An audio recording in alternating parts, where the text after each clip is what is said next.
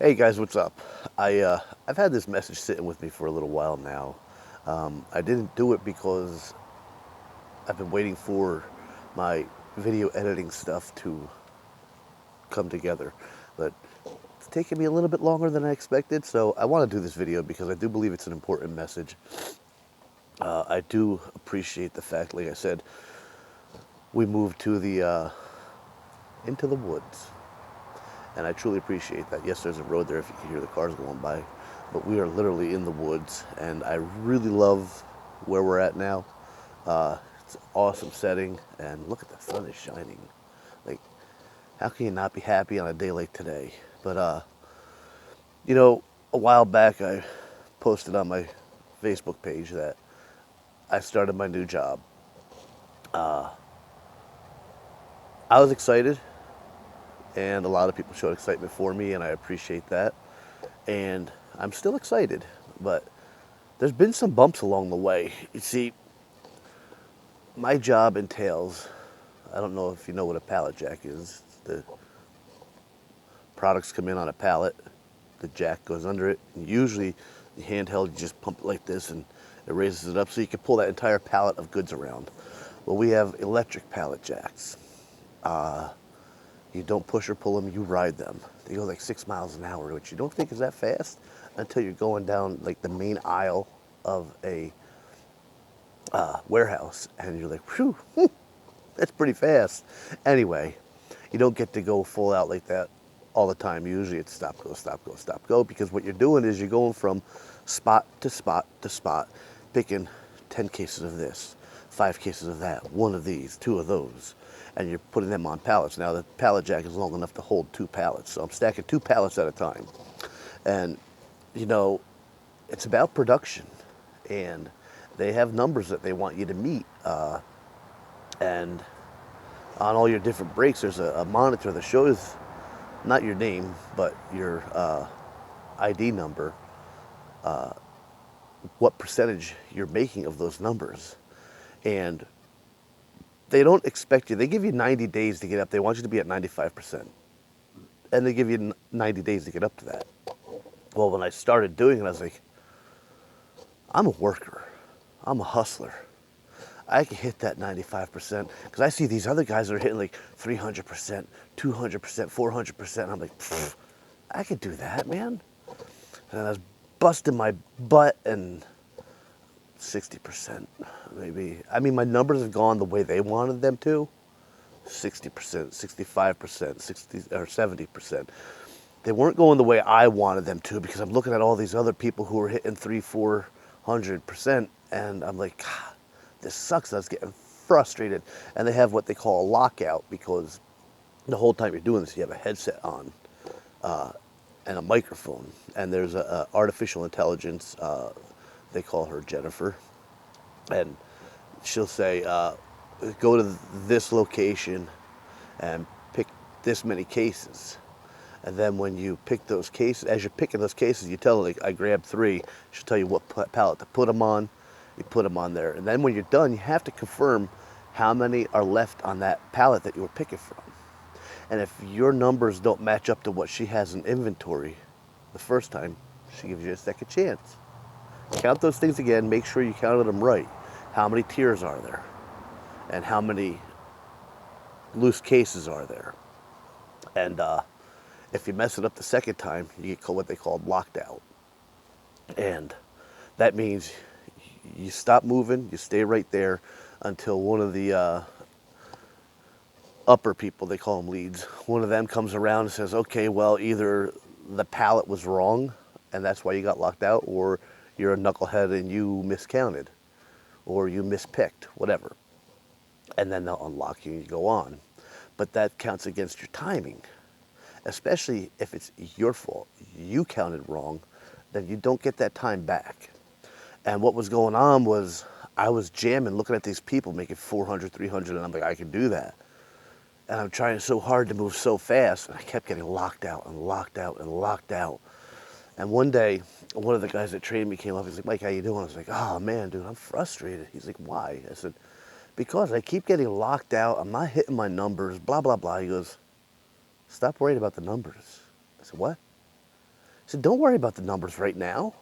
He said, worry about your accuracy and your neatness of pallet build, because these pallets are going into the back of a semi truck, so they need to be square and as flat on top as possible because they double stack inside the trucks.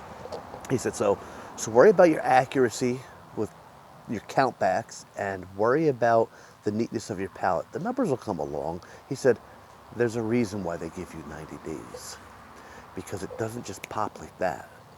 And I started thinking about it, and I started looking at all these people who were hitting 300, 400. I'm like, I looked at it, and finally I realized, like, there's a few things going on here. One, they've been doing this for years. Two, they're probably like half my age or more. I mean, I'm 46, so there's kids in there 18, 19, 20 years old, which hoorah to them that they got into this job at that young of an age. Boy, I don't know if they know how fortunate they are, but anyway. I started looking and I said, you know what? I've got to do what I can do. I'm not here to do what they can do. The problem was I kept comparing myself to these other people. These other people aren't me. They're not my age. They're not my, I know my physique is so great. They're not my health condition.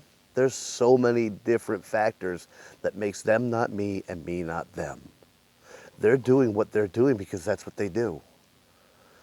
And so for a while there, that job was kicking my backside. Mentally, emotionally, physically. That's part of the reason why I wasn't doing videos. Like, I was so frustrated, annoyed, depressed, whatever. It was just whacking me. That's why a lot of people haven't heard from me. Like, this job is extremely important to me, and I want to remain focused on it, and I want to do it right. I want to make it the career that I need to better myself and my family, our whole situation. So, and it wasn't coming together, and I was getting so frustrated. It was just kicking my backside. But as of late, I've started kicking back. Now, I'm not going to say I'm popping out 300 or 400 a day. I am going to say that I've been up over 100% every day since I finally realized, do what you can do, Mike, not what they can do. And then I started really thinking about this, and there's so many aspects in life that we do this in. Even in our marital life, like, we'll see someone and be like, oh, well, they have that going on in their marriage. Well, why don't I have that? Or in our job, well, this guy's doing that. Why can't I do that? I could do that, blah, blah, blah. Or as Christians, oh, this one's this respected Christian, and I've got to do everything they're doing if I want to be a respected Christian. We need to pump the brakes, especially on that one. God did not design us all to be the same Christian.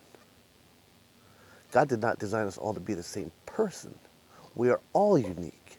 We are all made in His image, and His image is different for each and every one of us. His desire, His design, His plan for each and every one of us is different. Some may be called to minister, such as this, doing video messages, ministering. I minister online in chats and stuff like that. Or some may be called to minister going to the home of shut-ins and bringing them food. Some may be called to minister standing in front of a church. We're all called. Christ is the head of the church. We are the body. Well, look at our body. The fingers are not meant to do the same thing that the nose is meant to do. The fingers are not meant to do the same thing that the chest is meant to do. Every part of the body has a different purpose. Every part of the ministry has a different purpose. Every Christian has their own purpose. And when we finally realize that, and we focus on that, and we say, okay, God has a purpose and a plan for me. What is that? That's when God truly opens everything up to us. Opens everything up. Someone who is designed by God to provide food to their community through farming, but instead wants to go be a brain surgeon. They might end up being a brain surgeon, but they're not going to be the best brain surgeon they can be. That's not what they're designed to be. They were designed to do this. Look into our hearts, see what our passion is, see what our desire is, because God put them in us. God puts the passion in our heart for what He wants us to do. Because He knows if you're not passionate about it, you're not going to stick to it. Think about it. Who watches a TV show and says, it's all right, and then watches every single episode? No. You watch every single episode of the ones that strike your passion, the ones you're like really into. It's the same thing. Same thing here. What am I passionate about? Well, I'm passionate about being that motherly person. Okay, well then maybe you should look into either daycare, youth ministry, nursing. Look at which one of those really matches your passion, your personality, your character. That's what God has planned for you. That's what God has planned for all of us. And it took a swift, very long, hard kick in the backside for me to realize that.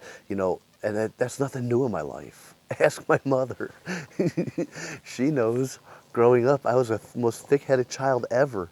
Like, you had to really kick me 20, 30 times before I finally said, oh, okay, I got it. Well, it's the same thing here.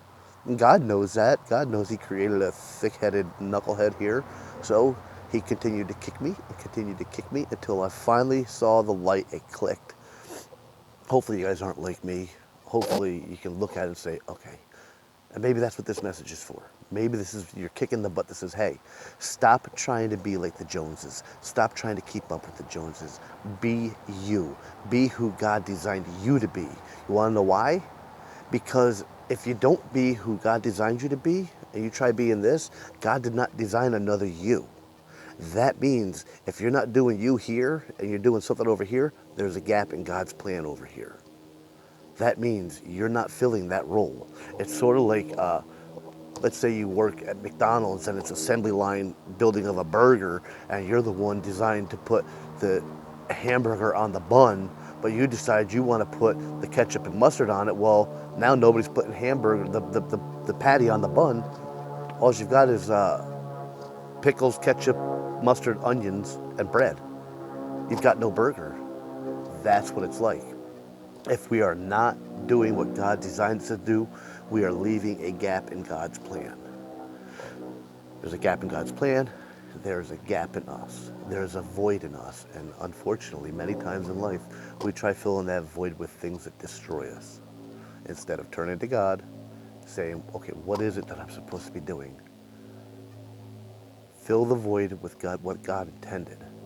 So I'm going to leave it at that. I've been trying to get this message out, but things weren't working out for a while there, and mostly my fault.